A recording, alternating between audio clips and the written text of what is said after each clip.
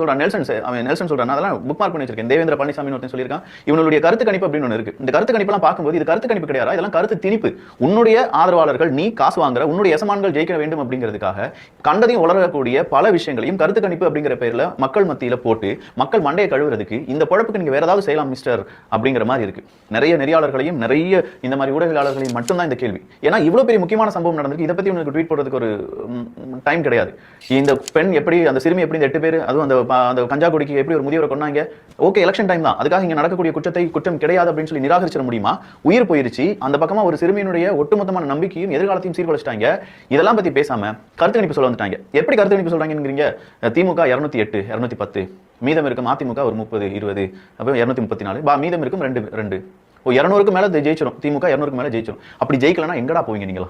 ஒருவேளை அப்படி ஜெயிக்கலனா 200க்கு மேல வந்து ஜெயிக்கலாம் எங்கடா போவீங்க? மறுபடியும் இதே மாதிரி நானும் ஊடகவியலாளர் தான், நானும் நெறியாளர் தான் அப்படின்னு சொல்லிட்டு வந்து உட்காருவீங்களா? மானம், வெக்கம், ரோசம் இதெல்லாம் எதுவுமே இருக்காதா?